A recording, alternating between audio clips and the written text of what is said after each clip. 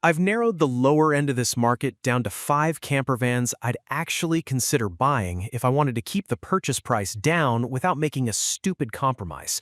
Not 5 vans with low sticker prices.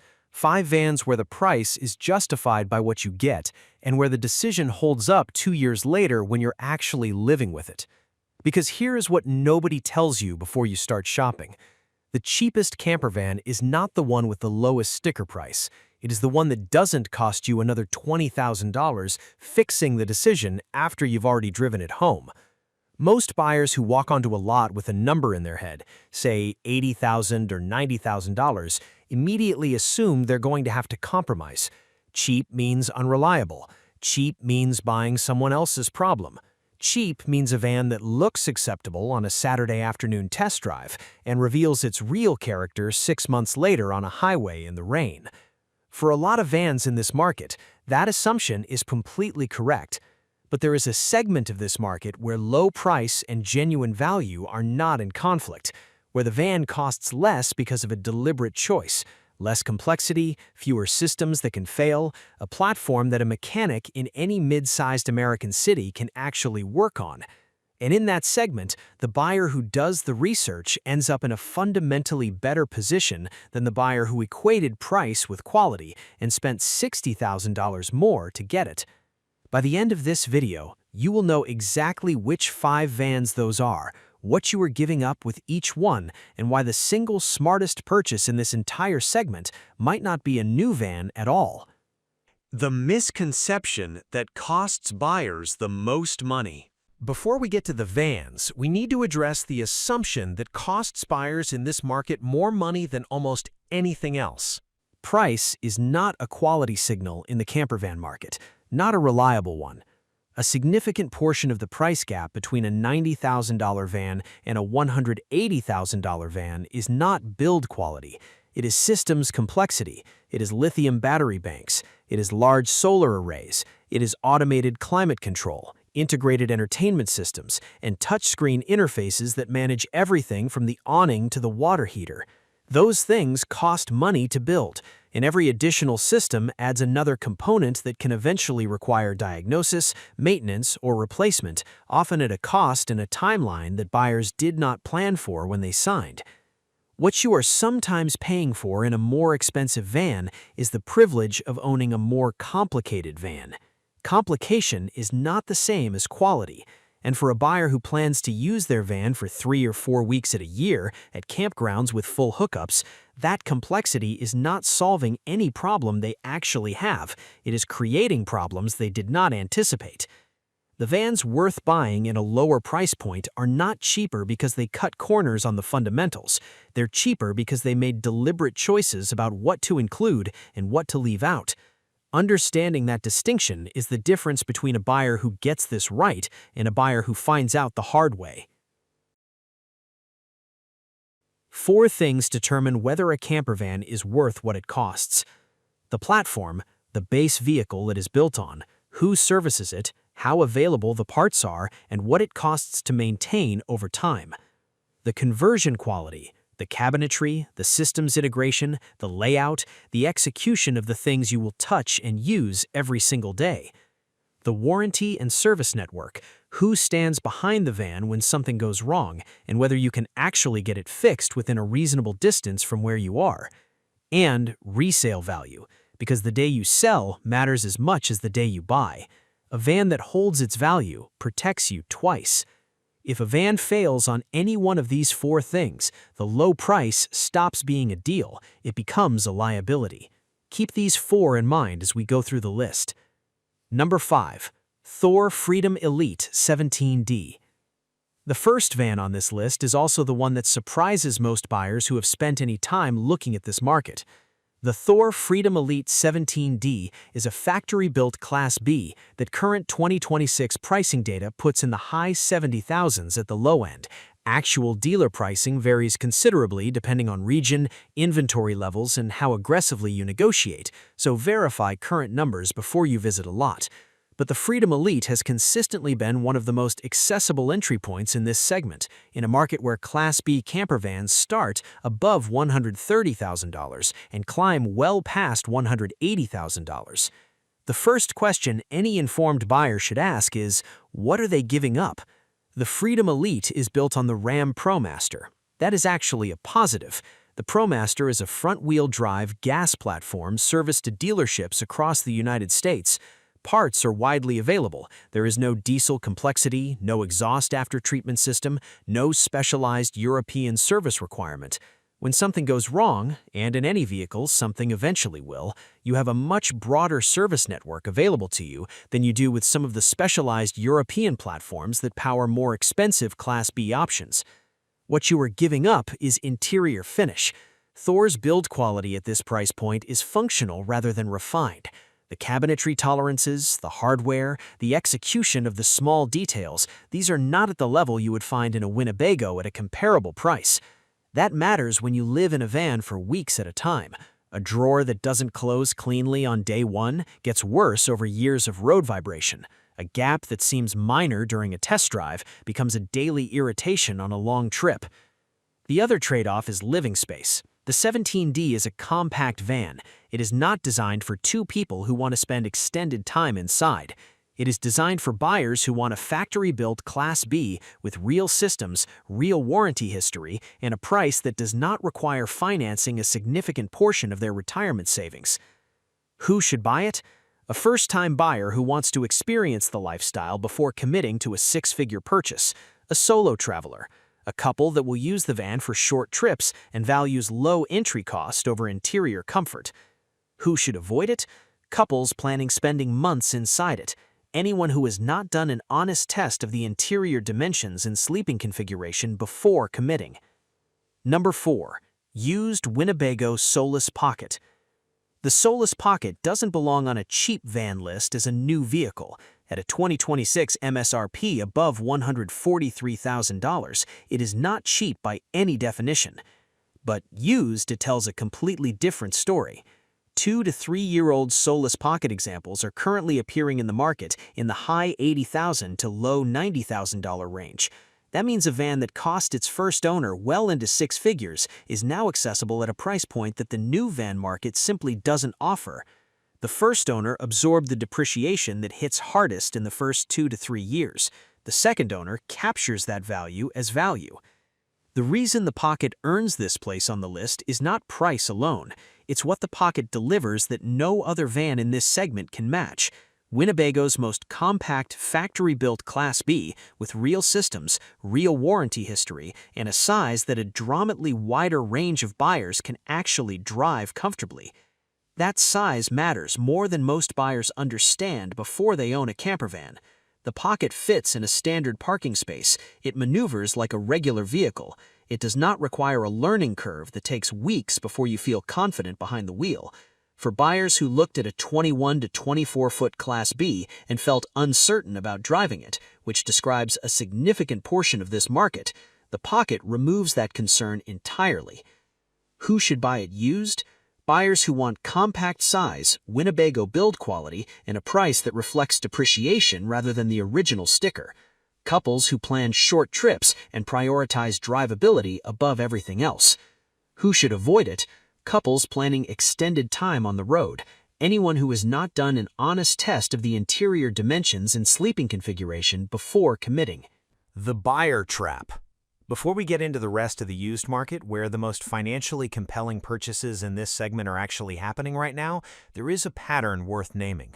A van earns a strong reputation. Owners love it. It appears on best of lists. The recommendation persists in online communities for years. Then the price climbs, sometimes by tens of thousands of dollars, and new buyers encounter the recommendation without encountering the updated price. They test drive, they fall in love with the layout, they end up $40,000 over their original ceiling with a financing arrangement they justified in the excitement of the moment. Set your number before you walk onto a lot. Do not revisit it under showroom pressure. The best purchase in this market is the one that fits your budget and your actual use pattern, not the one that required stretching both. Number 3. Used Coachmen Beyond. The third van on this list is not a Winnebago, and that is precisely why it belongs here. The Coachmen Beyond is a factory-built Class B that has been available on multiple chassis configurations depending on model year, including Ford Transit and, in other configurations, the Ram ProMaster. Before you buy any specific used Beyond, verify the chassis on that particular unit because the platform affects where it can be serviced and what the long-term maintenance picture looks like. What matters for this video is the used market price. 2 to 3-year-old Beyond examples are currently trading in the $65,000 to $80,000 range, depending on condition, mileage, floor plan, and chassis. That is a price point that very few factory-built Class B options can match, and it gets there through depreciation rather than through compromised build quality. Coachmen is a volume manufacturer that works in the used buyer's favor in 2 specific ways. First, supply is consistent. There are enough used Beyonds in the market that a buyer can afford to be patient, can wait for a clean unit with documented service history rather than accepting the first one that appears. Second, parts availability and service familiarity are genuine advantages. You are not buying an obscure van that a dealer has to research before they can write up the repair order. What you are giving up is the premium fit and finish of a Winnebago conversion. The Beyond is well built, but not refined in the same way. Buyers who care deeply about the quality of interior materials and the precision of cabinetry execution will notice the difference. Buyers who care primarily about a reliable platform, a functional layout, and a price that makes financial sense will find the Beyond harder to argue with. Who should buy it? Buyers who want the used factory-built Class B under $80,000 and are willing to look beyond the most recognized brand names to find it. Buyers who have done enough research to evaluate a used van on its merits rather than its badge. Who should avoid it? First-time buyers who are not comfortable evaluating a used van independently. Anyone who wants the reassurance of a recognized manufacturer name and will pay a premium to have it. Number 2. Used Winnebago Travato.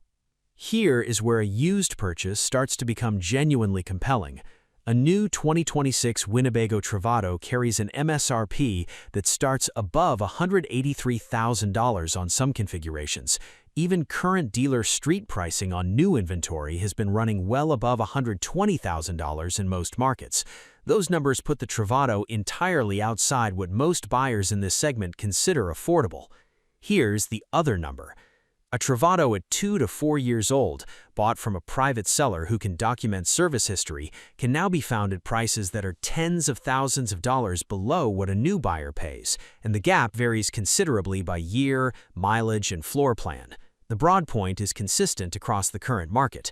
A used Travato represents a fundamentally different financial proposition than a new one.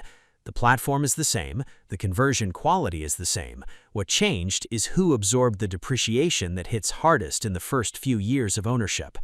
What you're buying in a used Travato is one of the most recognized Class B nameplates in the American market.